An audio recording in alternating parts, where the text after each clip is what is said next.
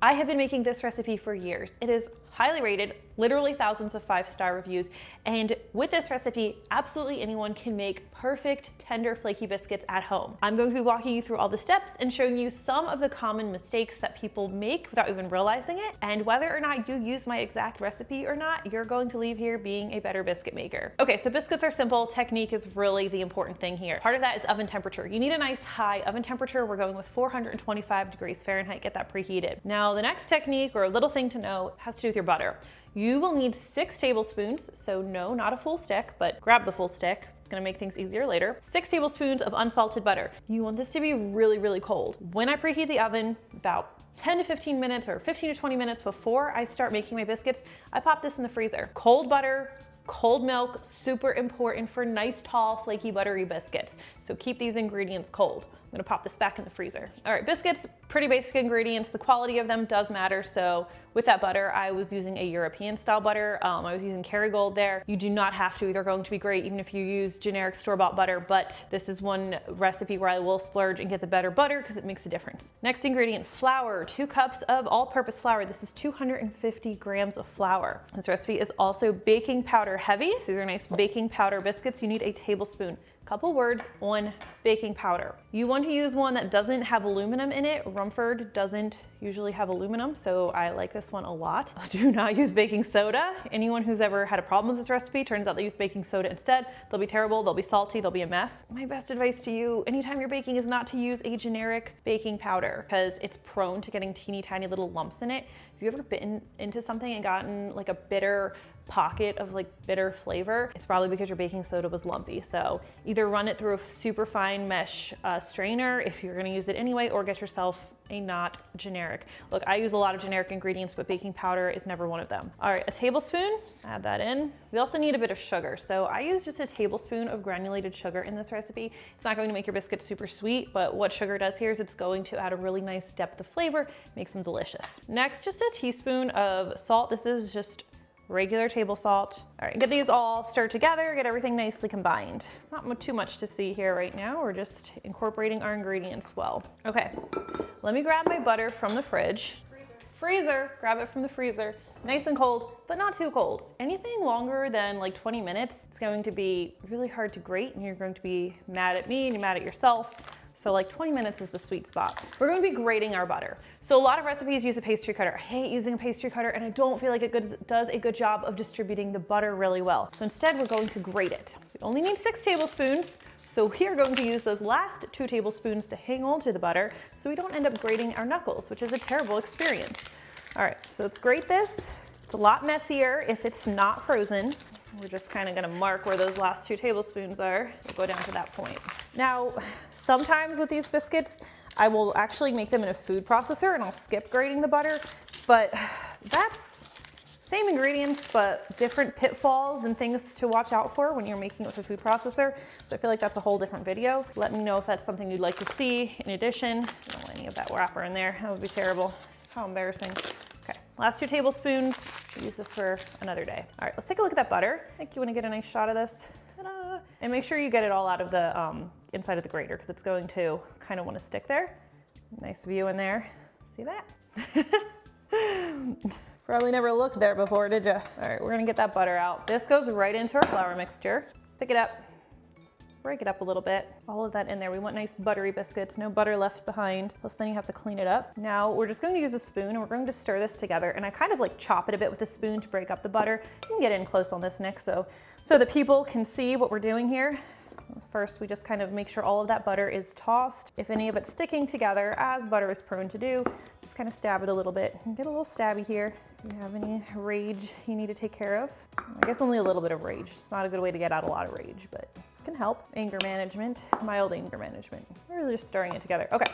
Ooh, we didn't lose too much, thank goodness. All right, don't overdo it. You don't want to mash the butter. You want that butter to stay intact. You want to disturb it as little as possible. You just kind of don't want those pieces clumping together. Next ingredient is milk. Whole milk is best. I've had people tell me they use almond milk with no problem. I haven't done that one, but if you do want to level these up, use buttermilk instead. Buttermilk's a bit thicker and less liquidy or less watery, so sometimes I need like a tablespoon more of it. This is 3/4 cup. plus an extra splash if you're using buttermilk. Again, buttermilk gives a great depth of flavor. So use our spoon to just kind of stir the ingredients together. Again, we do not want to overwork the dough. We don't want to smush that butter. We just want everything combined until we have a shaggy dough where most of the flour is absorbed. And this is looking pretty good. See that? Okay. So this, even though it's not really clinging to itself yet, I'm happy. I'm going to turn it out into a clean surface. I'm going to lightly flour it and then turn this out. It's going to look a little bit crumbly right now. Don't panic. A lot of people panic. They think it shouldn't look crumbly. Then they end up overworking their dough.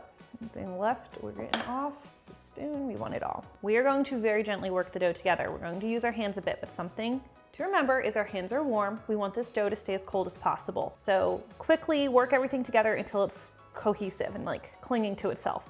You want a disc. See any bits that aren't sticking, we're gonna work those in. Don't be afraid to fold the dough, but just be mindful of not overworking it. So we can see here, it's kind of in a disc-like shape. All the parts are incorporated, right? We don't have any stray butter except on my hands, which I'm gonna work in real quick. So now we're going to do something called laminating. Super simple process. It just means we're going to fold the dough over itself. It's going to help encourage those buttery, flaky layers. So take your little weirdish, discish shape of dough, fold it over itself, gently flatten, turn it 90 degrees. Fold it again. Don't panic if it looks a little shaggy. We will just press it and work it together there. Turn it 90 degrees, fold it again. We're doing this 5 or 6 times. And as I do it, I kind of round the edges a little bit too. Turn it again. This is number 4. We're being quick. We're not touching it too much. Here's number 5. And I'm gonna give it a 6th one. And now we are going to flatten it into an inch thick disc. Or it doesn't have to be a disc. Any shape you'd like, but it should be an inch thick. Like when I'm doing these, honestly, it doesn't really matter to my family. But if you want even cooking and you want to make sure everything turns out right and you're new to this, yours should be an inch. Biscuit cutter. This is 2 3/4 inches, 2.5 inches is fine. If you want a little smaller, that's fine too. You'll just get more and you'll cook them for a bit less time. So let's go ahead and cut these out. Ooh, another tip. When you are cutting out your biscuits, you don't even have to use a biscuit cutter. You can use a knife, cut them into squares. But when you're doing it, don't ever saw into the biscuit. Don't ever twist into the biscuit. We're going to press straight down.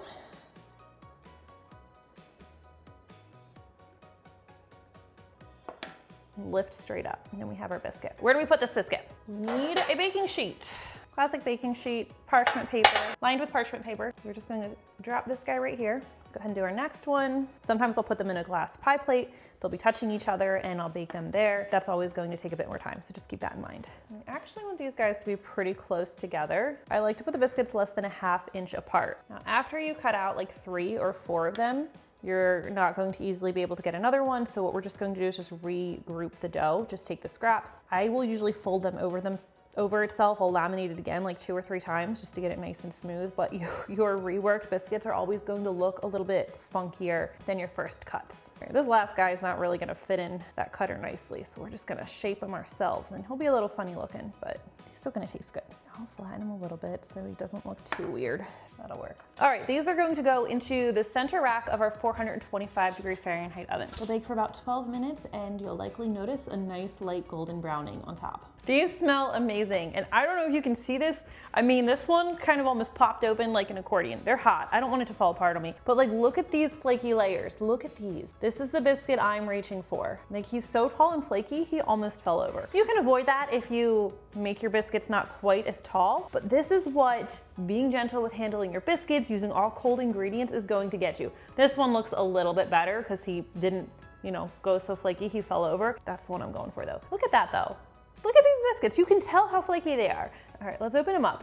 Let's get them open. I feel like I opened them kind of awkward. Can you see that biscuit? Now, sometimes when these come out of the oven, I'll brush them with a little bit of salted butter, but most people are going to add their own butter inside, or with biscuits like this, they're buttery enough, you kind of don't even need it. But it's your call. Ooh, they're really good with my honey butter too, if you want to try that. I hope you learned some new tips or tricks that were helpful today. I really think this can help level up your biscuit game. Let me know if you want to see that food processor video, or if there are any other, basics that you'd like to make at home, you'd like me to share. Thank you so much for watching. I really appreciate it, and I always love hearing from you. It's gonna be hot. Let's break it again. Oh, it's so hot. You can see that? It's beautiful. I think it's beautiful.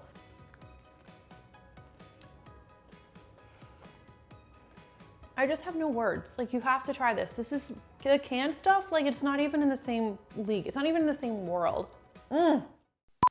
Let me wash my hands first. I can't think with dirty hands. Sorry, turn it off a little bit. I don't know what an inch looks like. Let's try it again.